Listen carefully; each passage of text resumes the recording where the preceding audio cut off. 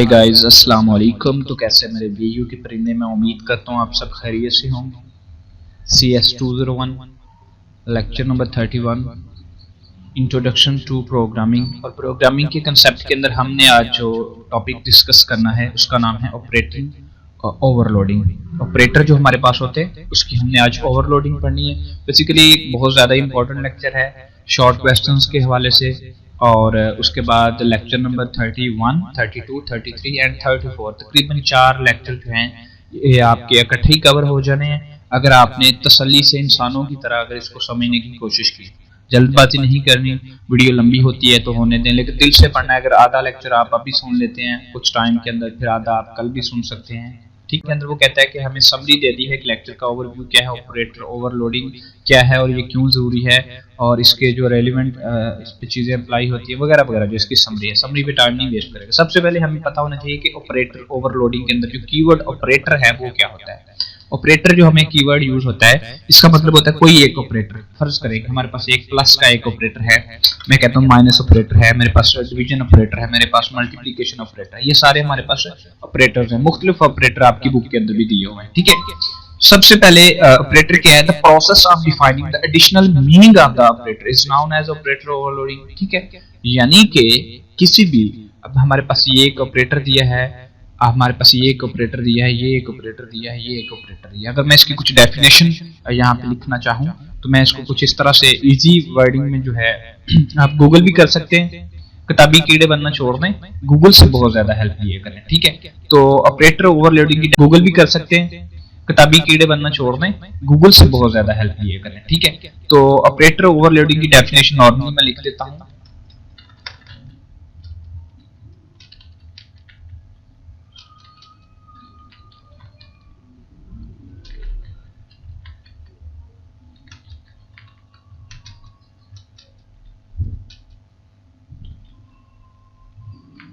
Definition को मैंने लिख दी है। ऑपरेटर ओवरलोडिंग की डेफिनेशन क्या है?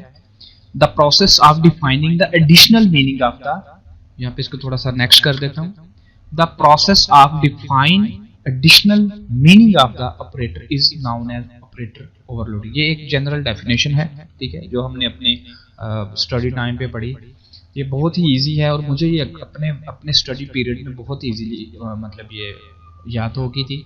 इसका मतलब क्या है कि वो वाला process of defining the additional meaning, हमारे पास कोई एक ऑपरेटर दिया करें कि मेरे पास एक ऑपरेटर दिया है प्लस का ऑपरेटर। ठीक है, ये कोई प्लस का ऑपरेटर है या माइनस का है या कोई डिवीजन का है।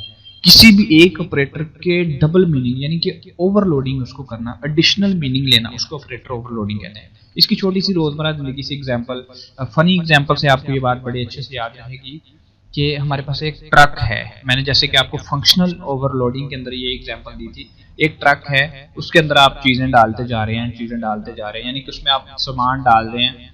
ठीक है, आपने एक सामान डाल डाल के ट्रक को फुल कर दिया, फिर आप उसमें एक्स्ट्रा चीजें डाल रहे हैं, एक्स्ट्रा सामान, यानी कि उस पे आप वजन उसकी हद से ज्यादा डाल रहे हैं, ओवरलोडिंग कर रहे हैं। तो आप जब ट्रैफिक मतलब मोटरवे पे जाते हैं या आप जीटी रोड पे जाते हैं तो ट्रैफिक जो वार्डन है वो आपका चलान कर देते हैं कि आपने ओवर जो है लोडिंग की हुई है। तो इसी को ओवरलोडिंग का जो है नॉर्मली, मैंने भी अपने टाइम पे ये एक नॉर्मल फनी सी एग्जांपल याद रखी हुई थी, यानी कि एक चीज का डबल इस्तेमाल करना, यानी कि उसकी हद से ज्यादा तजावज कर देना, ओवरलोडिंग होता है ना बेसिकली। तो यहाँ पे यही सीन हमने पढ़ना है कि जो हमारा कोई एक मखसूस ऑपरेटर हमें दिया गया है उसकी ओवरलोडिंग से मुराद है कि उस चीज को, इस डेफिनेशन को आप जो है सेव कर लें, इसको आप देख लें, इसको, यानी कि मैं अपनी इसकी पोजीशन पे वापस करने की कोशिश करता हूँ कि अब हम देखते हैं कि जनरल सिंटैक्स के अंदर इसको लिखा कैसे जाता है। हमारे पास जो इसका जनरल सिंटैक्स होता है उस सिंटैक्स के मुताबिक सबसे पहले आपने इसकी जो data type, return data type, for example return data type से मुराद होता है आपने यहाँ पे कोई एक इंट कीवर्ड लिया, मसलन आपने इंट लिया तो इंट इसकी एक रिटर्न टाइप है। आपने यहाँ पे एक करैक्टर लिया, करैक्टर रिटर्न टाइप है। आपने फ्लोट लिया, ठीक है, ये एक रिटर्न टाइप। इसी तरह जो भी हम इस पे ऑपरेटर की बात करते हैं ना, ऑपरेटर हमेशा ज्यादा जो है हम इसको कह सकते हैं कि हमारे ऑब्जेक्ट्स के अंदर और क्लासेस के साथ वर्क करते हैं। तो क्लासेस और ये ऑब्जेक्ट हैं वो यूजर डिफाइंड डाटा टाइप होते हैं, उनमें इंट और ये चार और फ्लोट होते हैं। मेरे पास एक क्लास है, ठीक है, कॉम्प्लेक्स नाम की मेरी एक क्लास है, यानी कि जो मेरी यूजर डिफाइन, यूजर मैं हूं, मैंने इसको डिफाइन किया है, तो मेरी क्लास का नाम है कॉम्प्लेक्स। ठीक है, तो ये इसकी रिटर्न टाइप है क्लासेस। क्लासेस की, ठीक है। और यहाँ पे आगे जो भी मैंने मतलब यूज करना है उस ऑपरेटर का जो है मैं कीवर्ड यूज करता हूँ, ठीक है। ऑपरेटर का जो मेरा कीवर्ड यूज कर लिया और आगे जो भी मैंने ऑपरेटर लगाना है उस ऑपरेटर की जगह मैं सिर्फ ओपी लिख रहा हूँ, ठीक है। और आगे मतलब ये मेरे पास इसका जनरल सिंटैक्स है, यहाँ पे हमने इसकी करली ब्रेसेस ली, यहाँ पे मैंने जो भी बॉडी आप यहाँ पे यूज करना चाहते हैं या आपकी मर्जी, आप मतलब प्रोग्रामर है, ठीक है। तो ये इसका जनरल सिंटैक्स होता है। अब यहाँ पे इसको नॉर्मल जो है एक तरीके से मैं नॉर्मल लिखने की कोशिश करता हूँ कि फर्ज करें कि हमारे पास एक रिटर्न टाइप हमने इसकी कम्प्लेक्स ही लिख ली, ठीक है। कम्प्लेक्स इसकी मैंने रिटर्न टाइप लिख दी, ऑपरेटर जो भी मेरा है रिटर्न टाइप लिख दी, ऑपरेटर जो भी मेरा है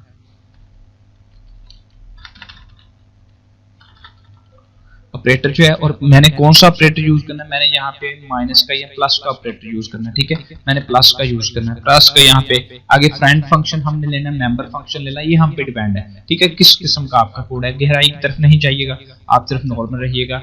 आगे हमारा जो है नेक्स्ट मकसद क्या है, हमने यूनरी ऑपरेटर यूज करना है या बाइनरी, ये अब आगे तफसील देखते हैं। तो फर्ज करें कि नॉर्मल जो हमारा सिंटैक्स है कुछ इस तरह का होता है, ठीक है। अब हम बात करते हैं आपकी बुक पे चलते हैं,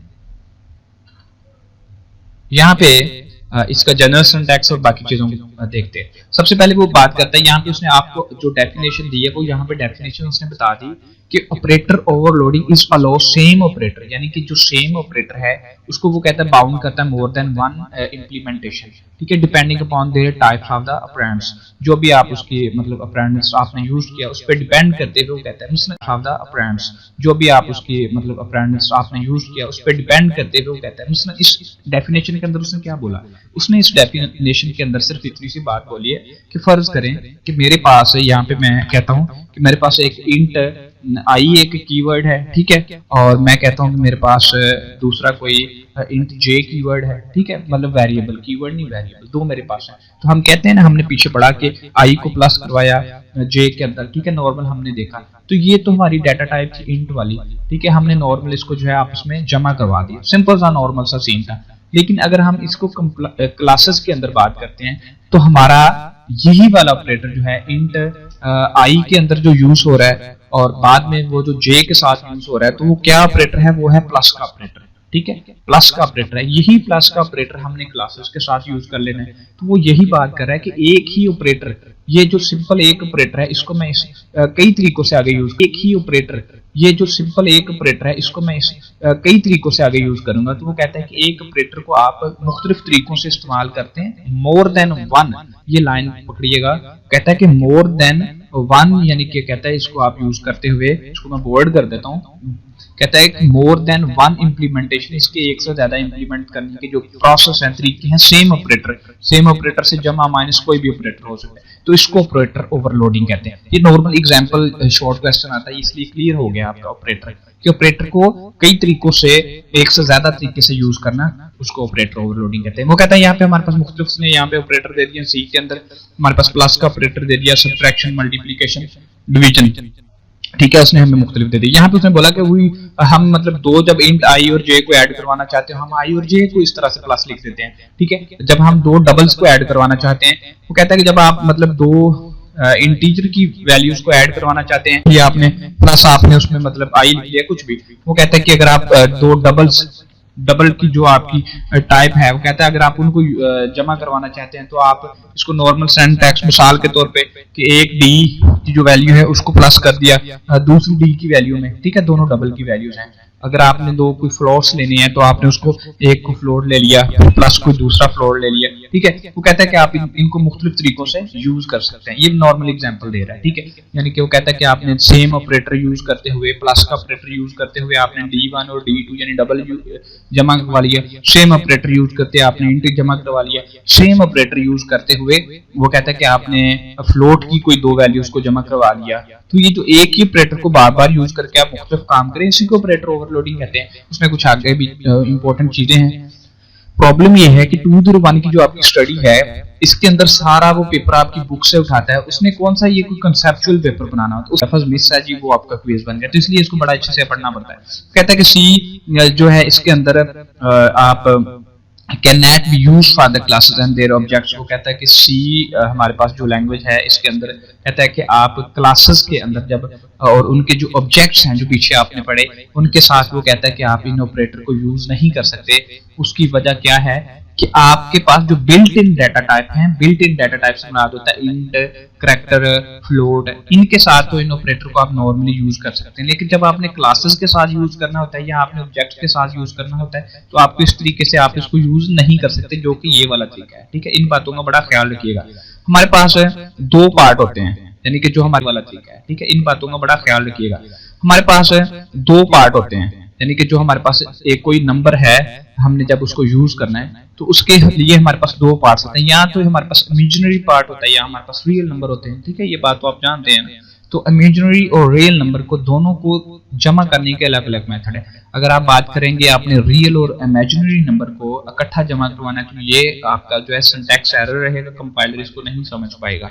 ये बातों को ख्याल करिए। सबसे पहले उसने बता दिया कि हमारे पास जो एक नंबर है मैथमेटिकल वोकैबुलरी के अंदर, वो कहता है जो यूज करते हैं आप, वो कहता है कि हमारे पास कोई इमेजिनरी नंबर है, वो कहता है कि आप उसको मैथमेटिकली यूज करते हैं। तो उसके अंदर वो कहता है आप कोई एडिशन करवाना चाहते हैं, सब्ट्रैक्शन करवाना चाहते हैं, मल्टीप्लिकेशन करवाना चाहते हैं, मुख्तलिफ काम आप करवाना चाहते हैं। ठीक है, यहाँ पे उसने एक एग्जांपल दे दिया कम्प्लेक्स नंबर की कि हमारे पास C1 कोई एक कम्प्लेक्स नंबर है, C2 कोई कम्प्लेक्स नंबर है। वो कहता है कि आप इन दोनों को जमा करवा रहे हैं, इनको आप इनको नॉर्मल तरीके से जमा नहीं करवा सकते, क्योंकि फर्ज करें कि हमारे पास एक कम्प्लेक्स नंबर है।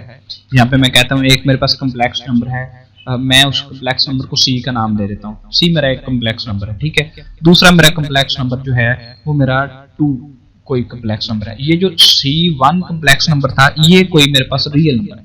ठीक है, और जो मेरे पास C2 मेरे पास है, ये फर्ज करें मेरे पास कोई इमेजिनरी नंबर है, एग्जांपल नॉर्मल सी।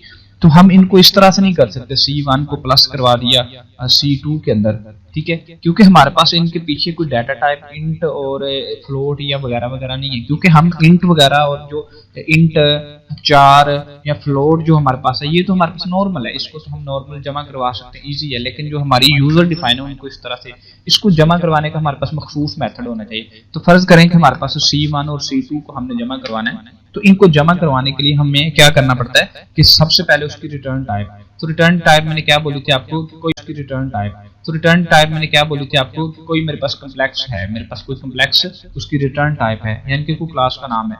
तो मैं इनको जमा करवाना चाहता हूँ किसको, C को, और मैंने A को जमा करवाना। ठीक है, C को और A को जमा करवाना। ठीक है, तो यहाँ पे इसको जमा करवाने के लिए मैं क्या करता हूँ कि मैं साथ में कोई चीज, मैं साथ में TT लिख देता हूँ, या मैं साथ में EE लिख देता हूँ, या मैं साथ में AA लिख देता हूँ, कुछ भी लिख सकते हैं। यहाँ पे DD लिख देते हैं। तो हम क्या कर रहे हैं कि इसको ऐड के नाम से जो है उसने आपको सिंटैक्स दिया है, तो जरूरी नहीं है क्या नाम से, नाम कुछ भी हो सकता है। तो यहाँ पे सीन क्या बन जाता है हमारा कि हमने जो बात बोली थी कि जो भी ऑपरेटर आपने यूज करना है उस ऑपरेटर को आपने यहाँ पे उसका कीवर्ड लिख दिया। ठीक है, हमने इसको ऐड करवाने के लिए हमने ऐड कीवर्ड लिख दिया। ठीक है, आगे मतलब क्या करते हैं कि हमने जिस ऑपरेटर, जो भी ऑपरेटर यूज करने हैं उनका सिंटैक्स है, आर्गुमेंट जो है, मैंने बोला था फंक्शन के अंदर आपने लिख देने कि हमने फंक्शन ले लिया, फंक्शन के अंदर हमने 2 आर्गुमेंट ले लिए। तो जो पीछे में C और A लिखा है, मुझे क्या पता ये C और A क्या है, तो मैंने क्या लिख दिया यहाँ पे, मैंने लिख दिया कम्प्लेक्स लिख दिया, मैंने लिख दिया कम्प्लेक्स। ये मेरा जो C है, मेरा ये कोई एक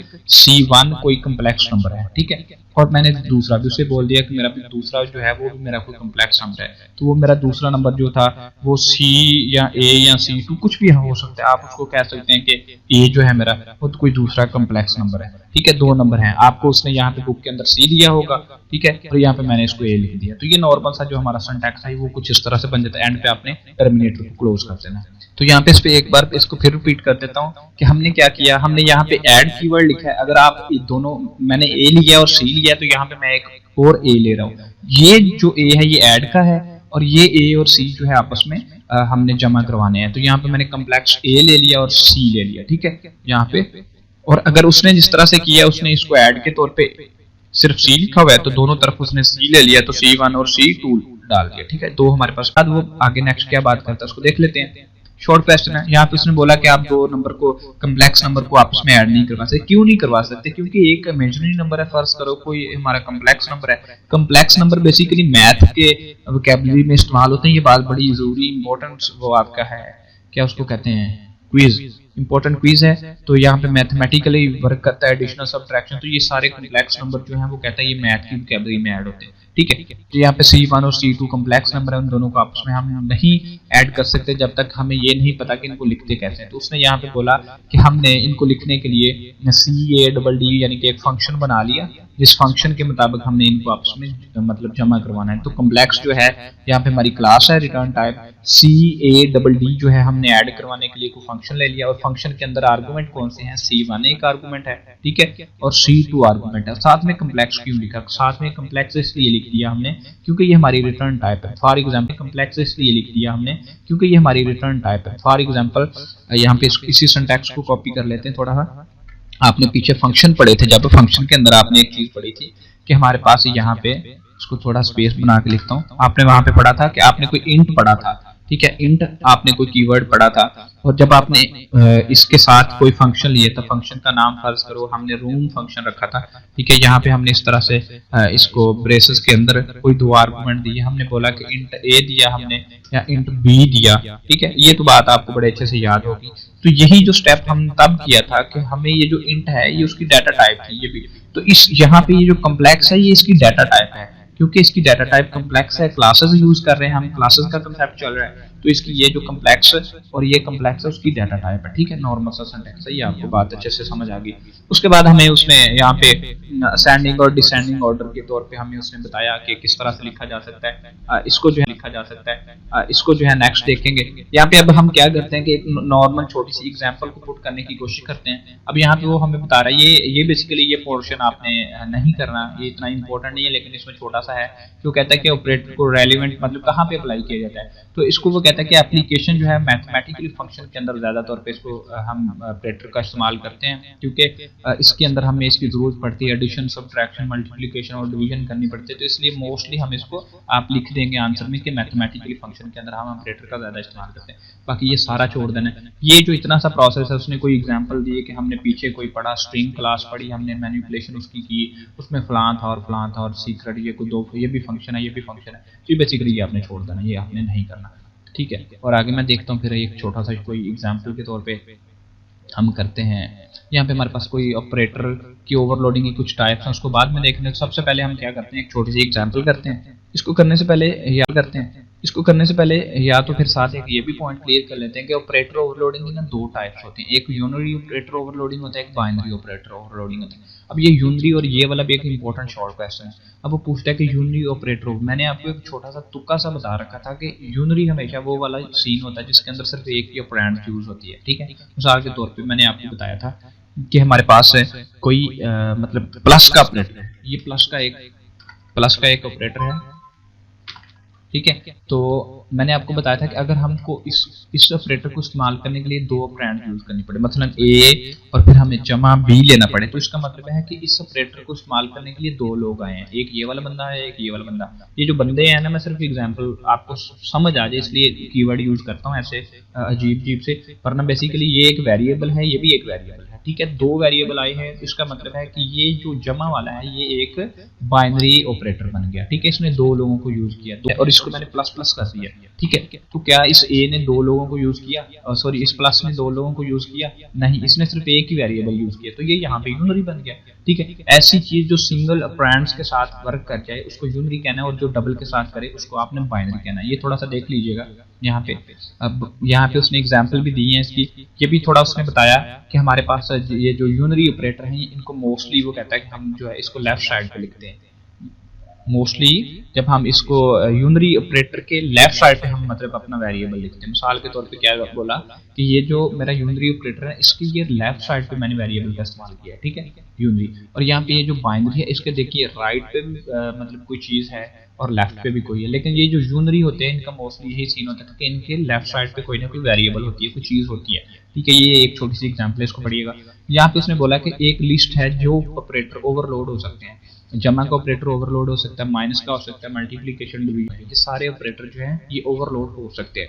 ये सारी लिस्ट है, ये सारे एक एक आपको फिंगर टिप्स पे याद करने पड़ेंगे। ये क्विज आएगा। डिलीट भी एक ऑपरेटर है, ठीक है, और यहाँ पे न्यू ऑपरेटर है। यहाँ पे आपने पीछे वो मेलोक और कैलोक फंक्शन पढ़े थे ना, उसमें आपने डिलीट और ये पढ़ा था, मैंने बताया था ना आपको, ये फंक्शन यानी कि ऑपरेटर्स हैं, एज ऑपरेटर काम कर रहे हैं, ठीक है। यहाँ पे ये न्यू भी एक ऑपरेटर है, ये भी एक ऑपरेटर है, ये एंड भी ऑपरेटर, ये सारे ऑपरेटर जो हैं ये हमें क्या काम करते हैं, इनको हम ओवरलोड कर सकते हैं अपने कोडिंग के अंदर, ठीक है। और ये वाले जो हमारे पास हैं कि इनको हम ओवरलोड नहीं कर सकते। ये एक हमारे पास जो नॉर्मल हमारे पास डॉट है, इसको हम नहीं यूज कर सकते, कॉलन को यूज नहीं कर सकते, हम स्कोप रेजोल्यूशन ऑपरेटर को इस्तेमाल नहीं कर सकते ऑपरेटर ओवरलोडिंग के। तो ये दोनों तीनों चार जो है ना, ये हमें शॉर्ट क्वेश्चन के तौर पे देगा कि कौन सी चीज हम यूज कर सकते हैं, कौन सी नहीं। साइज आपको हम ऑपरेटर ओवरलोडिंग के तौर पे यूज नहीं कर सकते, ठीक है। अब हम इसको यूनरी के तौर पे भी एक एग्जांपल देख लेते हैं, ताकि एग्जांपल भी कवर हो जाए और साथ में हमारा थोड़ा सा कंसेप्ट भी बन जाए। यहाँ पे मैं कोड लिखता हूँ और उस कोड को फिर मैं समझाता हूँ।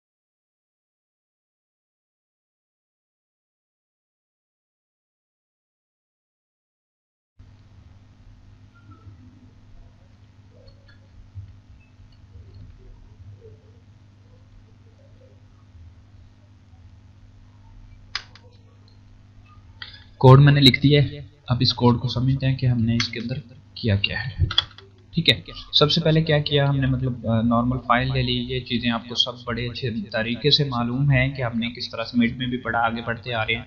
यूजिंग नेम स्पेस एसटीडी, यहाँ पे मैंने मतलब रिटर्न टाइप के तौर पे मतलब मैंने यहाँ पे काउंट नाम की एक, मुझे कोई नाम नहीं मिल रहा था तो मैंने काउंट रख दिया, ठीक है। आप यहाँ पे कुछ भी ले सकते हैं, क्लास लिखना है आपने कीवर्ड, ठीक है। आगे जो भी नाम लिखना है, रूम लिख दें, क्लास रखते हैं, जो भी आपने मतलब काउंट मैंने लिख दिया, ठीक है। आगे मैंने जो है यहाँ पे उसके जो प्राइवेट कीवर्ड, ठीक है, आगे जो भी नाम लिखना है, रूम लिख दें, क्लास रखते हैं, जो भी आपने मतलब काउंट मैंने लिख दिया, ठीक है। आगे मैंने जो है यहाँ पे उसके जो प्राइवेट स्पेसिफायर्स ले लिए और पब्लिक स्पेसिफायर्स ले लिए। ये आप पीछे उसमें क्लासेस में पढ़ चुके हैं कि ये स्पेसिफायर्स क्या होते हैं, पब्लिक और हमारे पास प्रोटेक्टेड, और ये सारे आप इनको जानते हैं बड़े अच्छे से। अगर आप 1 बाय 1 लेक्चर को पढ़ते आ रहे हैं, लेक्चर नंबर 30 मतलब 30 से पीछे 28 और उससे पीछे 27 और 26, इस तरह से आपने पढ़ा। 26 में मैंने सारी चीजें क्लियर की थी, ठीक है।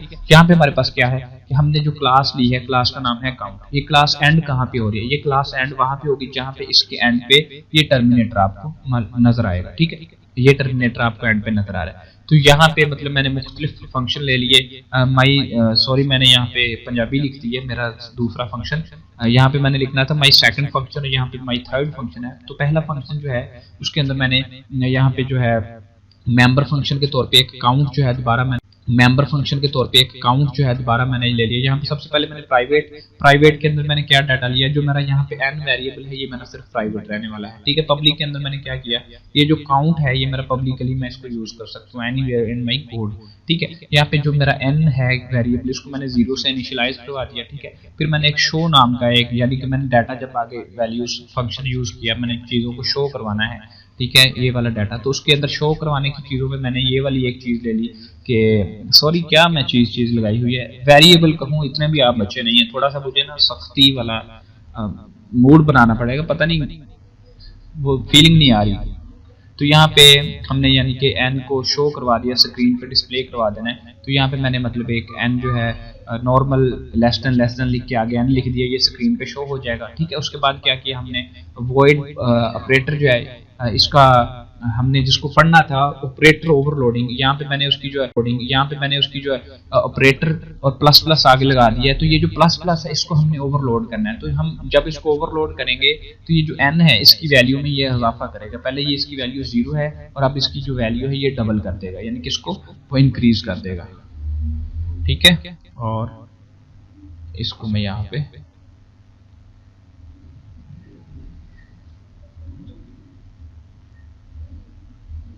उसके बाद आगे हमने क्या किया, मेन फंक्शन की तरफ आगे। सबसे पहली बात जो है हमारे पास यहाँ पे हमारी क्लास जो है वो एंड हो रही है, यानी कि जो क्लास हमने यहाँ पे क्रिएट की वो हमारी यहाँ पे आके एंड होगी, यहाँ पे आके, ठीक है। कैसे पता चल रहा है? क्योंकि ये क्लास के एंड पे आपको ये टर्मिनेटर नजर आ रहा है जिसको हमने क्लोज कर दिया, तो यहाँ पे ये हमारी क्लास एंड हो रही है, ठीक है। उसके बाद हमने नेक्स्ट जो है मूव किया मेन फंक्शन की तरफ। मेन फंक्शन के अंदर हमने क्या किया कि यहाँ पे हमने काउंट जो क्लास का नाम होता है हमने वही क्लास का नाम लिखा, और आगे जो भी आपने कीवर्ड लिख दिया। ऑब्जेक्ट लिखा है तो ऑब्जेक्ट ही हमारा ऑब्जेक्ट बनेगा। यहाँ पे आप कुछ भी लिख सकते हैं, टीकू मीकू अपना नाम लिख दो, कुछ भी लिखो। सिर्फ करना क्या है कि जो क्लास का ऊपर नाम लिखा था वही नाम यहाँ पे एग्जैक्ट सेम लिख देना और आगे अपना ऑब्जेक्ट लिख देना, तो वो ऑब्जेक्ट बन जाएगा। तो यहाँ हमने ऑब्जेक्ट को क्रिएट कर दिया, यहाँ पे ऑब्जेक्ट लिखा, आगे हमने मतलब डॉट ऑपरेटर का यूज किया और शो जो भी मुझे मतलब कीवर्ड था मेरे पास मैंने उसका इस्तेमाल कर लिया, शो वाला जो है उसका फंक्शन का इस्तेमाल कर लिया। और फिर मैंने इसको जो ऑपरेटर ओवरलोडिंग कर दी और इस कोड को रन करते हैं और रन करके देखते हैं कि क्या ऑपरेटर ने ओवरलोडिंग करने के बाद हमें n की वैल्यू को इजाफी जो है उसमें इंक्रीज करके दिया या नहीं करके दिया।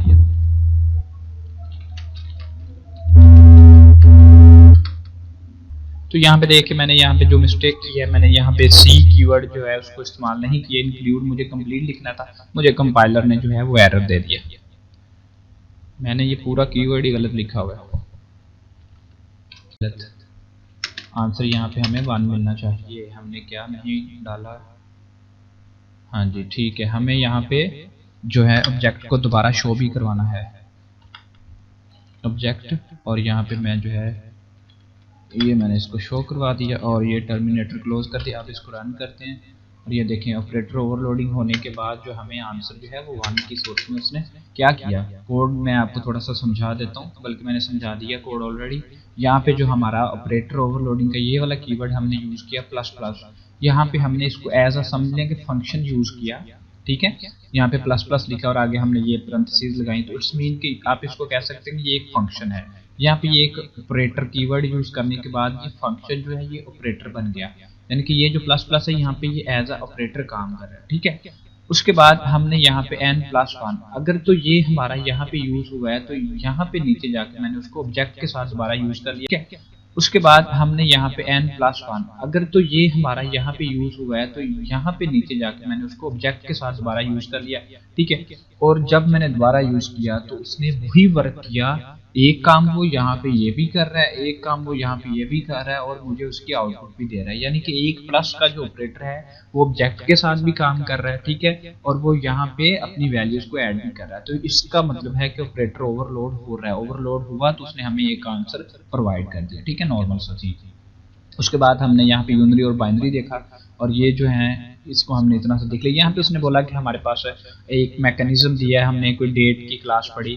यहाँ पे बेसिकली वो सारे सिनेरियो के अंदर क्या बताएगा, वो बताएगा हमें कि हमने एक डेट और डाट जो है यहाँ पे डाट ऑपरेटर यूज करके डे नाम का जो है हमारा जो ऑब्जेक्ट हम यूज कर रहे हैं, ये डेट की क्लास का नाम है, जो भी उसने कहा कि कोई एग्जाम्पल है, ठीक है, यहाँ पे शो नहीं है, पीछे आपने पढ़ी थी वो एग्जाम्पल, मुझे याद आ गया।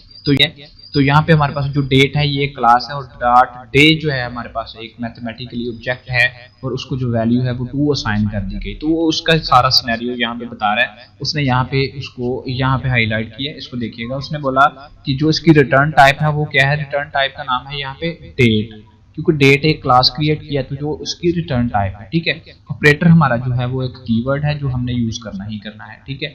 और आगे जो ऑपरेटर का सिंबल है, यानी कि जैसे कि अभी हमने प्लस का सिंबल यूज किया, या माइनस का कर लो, या मल्टीप्लिकेशन का कर लो, कुछ भी कर लो, वो सिंबल आप यहाँ पे इस्तेमाल कर सकते हैं, ठीक है। अंदर इसके अंदर जो भी आपने पैरेंथेसिस पैरामीटर डाले हैं वो आप इस यहाँ पे डाल सकते हैं, ठीक है। यही सिंटैक्स उसने सारा बोला है। आपने ये सारा कुछ नहीं करना, आपने डेफिनेशन करनी और जान छुड़वानी है लेक्चर से। और ये उसने यहाँ पे लिखा भी है कि ये जो है इसकी प्रोटोटाइप है ओवरलोडेड ऑपरेटर की, यहाँ पे ये प्रोटोटाइप है। तो ये प्रोटोटाइप जो है आपको पता होना चाहिए, अगर आपको शॉर्ट क्वेश्चन आता है तो आपने ये पूरी लाइन भी लिख देनी है, ठीक है। ये जनरल सिंटैक्स है जो मैं लिख देनी है, ठीक है। ये जनरल सिंटैक्स है जो मैंने आपको ऊपर ही बता दिया था। यहाँ पे हमारे पास उसने बोला कि यहाँ पे हमारे पास एक कम्प्लेक्स रिटर्न टाइप है, क्लास का नाम कोई कम्प्लेक्स क्लास होगा, ठीक है। ऑपरेटर जो है हमारे पास कीवर्ड है, ठीक है। यहाँ पे हमने कौन सा ऑपरेटर यूज किया है, वो प्लस का ऑपरेटर है। इसको थोड़ा डार्क कर दें, ज्यादा बेहतर रहेगा।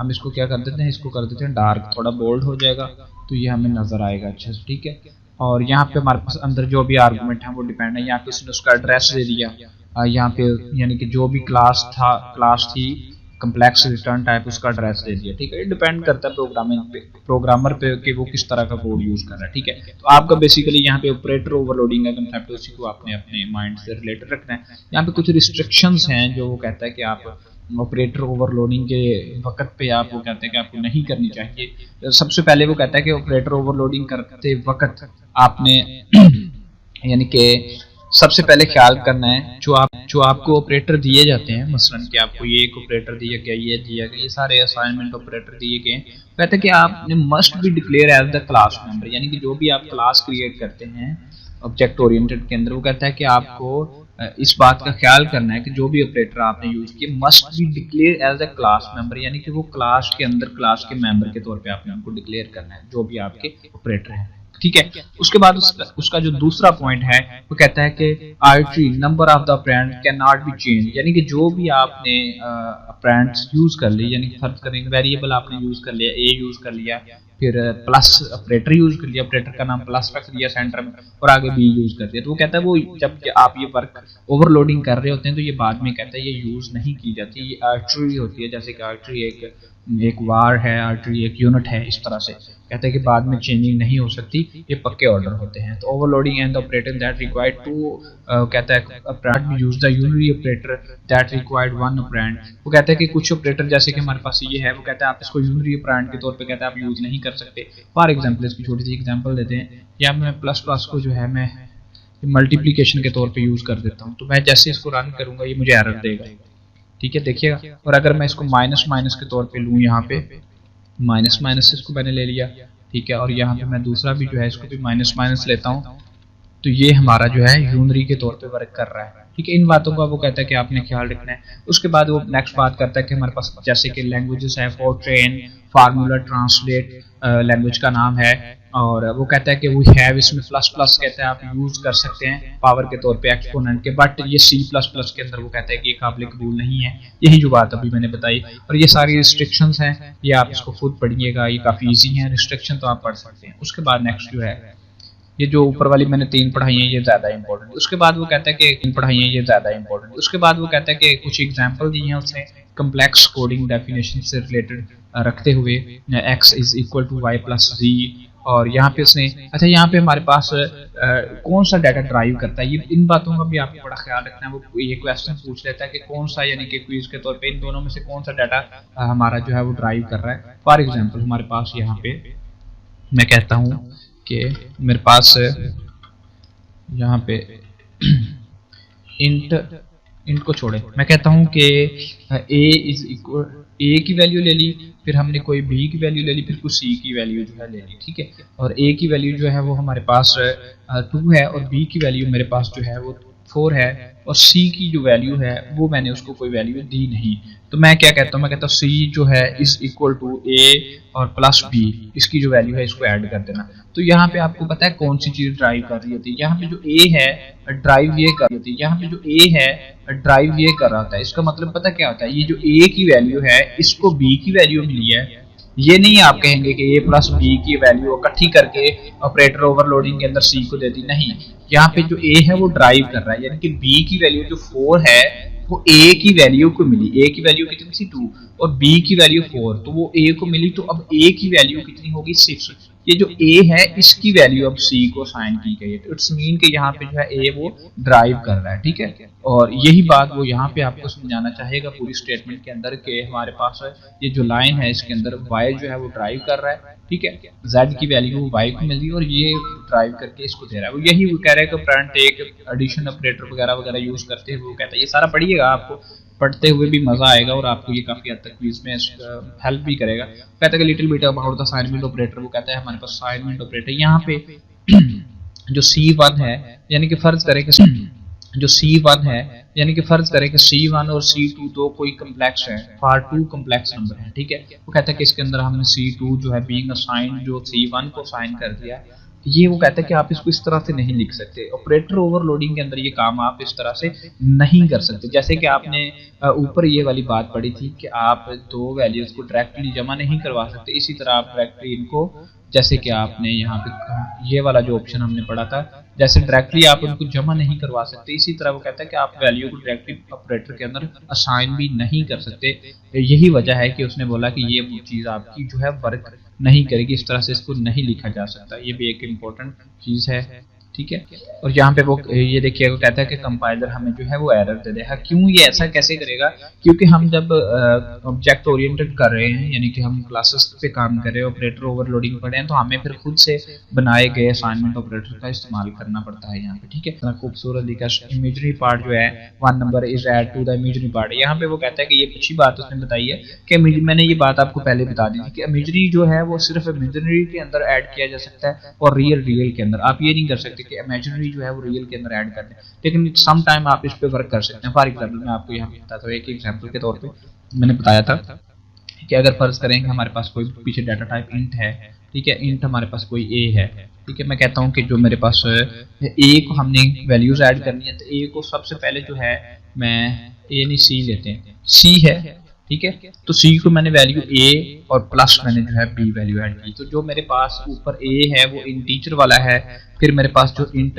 सी है वो मेरे पास इंटीजर वाला है, और जो मेरे पास फ्लोट है वो मेरे पास कोई बी है, ठीक है। अब यहाँ पे क्या सीन है कि सी एक इंटीजर टाइप का डाटा है, इसको ए का डाटा मिल सकता है, यस मिल सकता है, क्योंकि ए भी हमारा इंटीजर टाइप है। ए क्या है, इंटीजर टाइप है, सी भी इंटीजर टाइप है, इसको इसकी वैल्यू मिल सकती है। लेकिन बी हमारा फ्लोटिंग टाइप है, तो ये बी की वैल्यू जो है वो ए को मिल रही है, ए यहाँ पे ड्राइव कर रहा है, तो ए की जो वैल्यू है वो सी को मिल सकती है, बिकॉज के हमारा ये जो सेम डाटा टाइप है।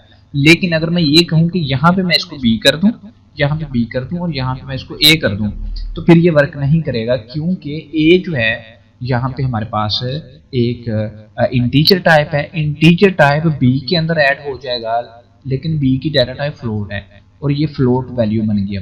नाउ फ्लोट जो है वो इसके अंदर ऐड नहीं हो रहा, यानी कि ये मैंने एक रियल एग्जांपल नहीं दी, सिर्फ समझाने के लिए मतलब उल्टी फुल्टी एग्जांपल दी है। यानी कि इसी तरह कम्प्लेक्स नंबर को आप इमेजिनरी में ऐड करके, ठीक है, कम्प्लेक्स को इमेजिनरी में ऐड करके उसका रिजल्ट आगे इमेजिनरी में ऐड कर सकते हैं, लेकिन आप इमेजिनरी नंबर का रिजल्ट कम्प्लेक्स नंबर के अंदर ऐड करके आगे इमेजिनरी के अंदर इमेजिनरी के अंदर ऐड नहीं कर सकते। ये दो मैंने अलग अलग बातें कही हैं, शायद आप समझ नहीं पाए होंगे। मैं यहाँ पे इसकी एग्जांपल बनाने की कोशिश करता हूँ। मेरे पास एक डाटा है इमेजिनरी, ठीक है, मैं यहाँ पे इसको लिख देता हूँ, इमेजिनरी डाटा है मेरे पास, ठीक है। मैं इसको इक्वल कर रहा हूँ कि मेरे पास एक इमेजिनरी जो डाटा है इमेजिनरी 1 कह देते हैं, ठीक है। इसके अंदर मैं कह देता हूँ कि प्लस कर दो कोई रियल, ठीक है, रियल डाटा जो है उसको मैंने रियल डाटा साथ में मैंने 2 लिख दिया। तो ये क्या काम करेगा? यस, ये काम करेगा। क्यों?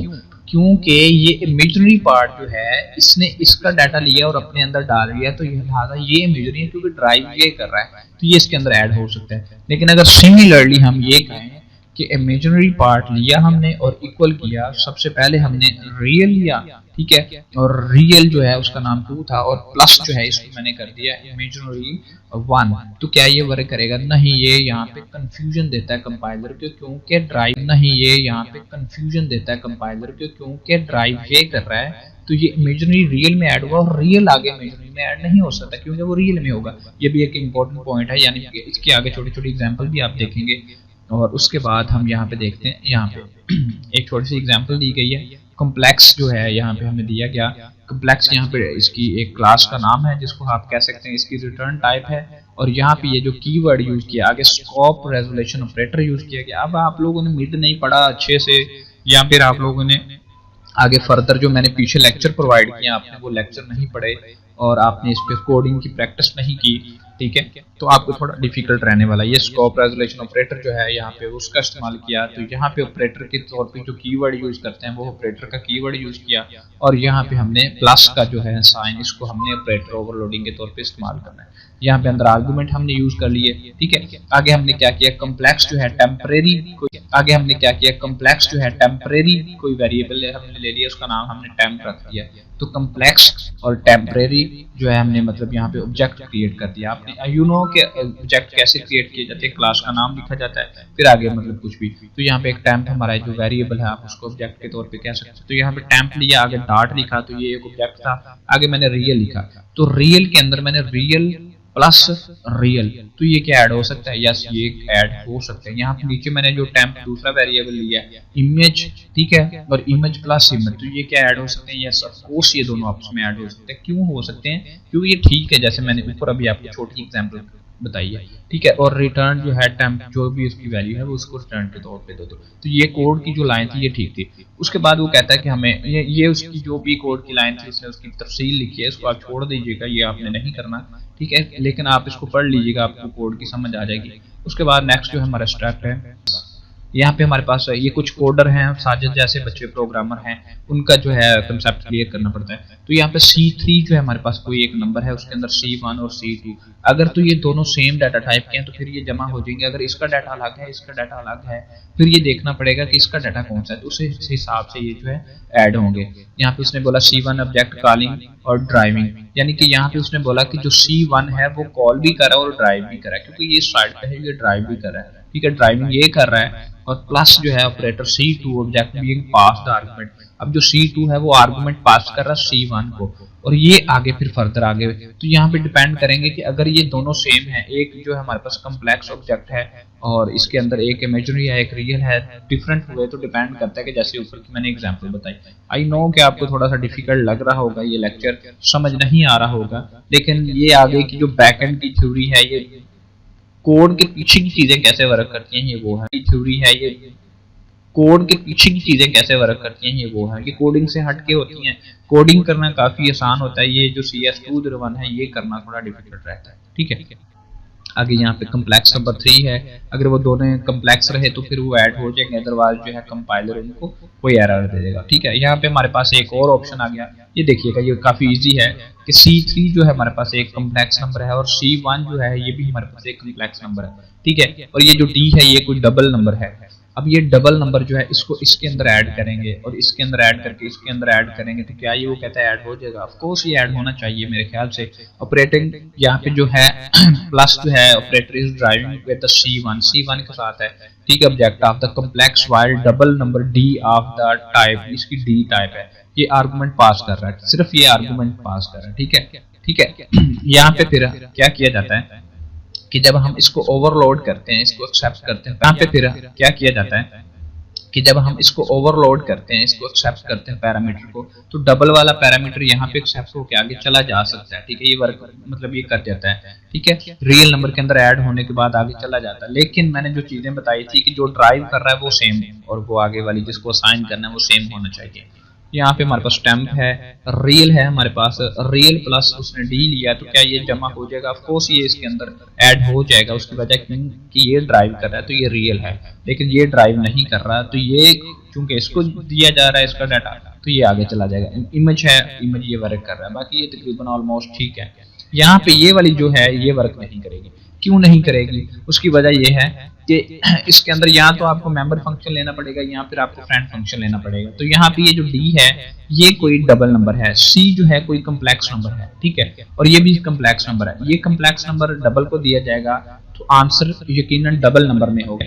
और ये भी कम्प्लेक्स नंबर है, ये कम्प्लेक्स नंबर डबल को दिया जाएगा तो आंसर यकीनन डबल नंबर में होगा। और डबल नंबर कम्प्लेक्स में वो कैसे ऐड कर सकता है? ठीक है, तो यहाँ पे मतलब कंपाइलर जो है वो थोड़ा कंफ्यूजन हो जाता है। तो फिर ये कॉल बाय रेफरेंस या कॉल बाय वैल्यू के ऑप्शन की तरफ वो मूव करता है। तो इस तरह से कंपाइलर को कंफ्यूजन होती है और वो कंफ्यूजन को दूर करने के लिए अपने नेक्स्ट स्टेप की तरफ मूव करता है। ये वाला पोर्शन जो है इसको पढ़ लीजिएगा। यहाँ पे उसने मतलब नॉट राइट सच ऑपरेटर हम इसको नहीं लिख सकते क्योंकि ये ऑपरेटर जो है हमारे पास ड्राइव नहीं कर रहा। जो ड्राइव कर रहा है उसके मुताबिक हम डाटा को आगे ऐड करते हैं। ठीक है, आगे जो है ये उसने कोई एग्जाम्पल दे दी, प्रोटोटाइप ली किसकी, उसने कोई रेफरेंस के तौर पे अगर बात करता है तो ये वाली लाइन आपने देख लेनी है।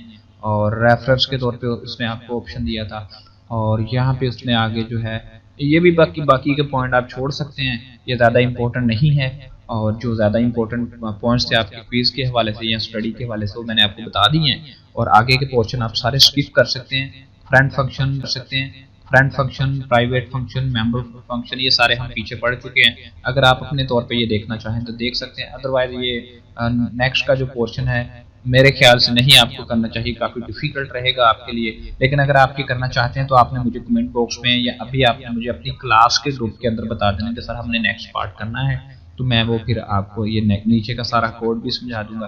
क्योंकि मुझे ये इतना मालूम है कि आप लोग ये सारा कोड ना करेंगे, ना आपको आता है, ना आप कर पाएंगे और मेरा भी टाइम ज़ाया करेंगे, अपना भी टाइम ज़ाया करेंगे।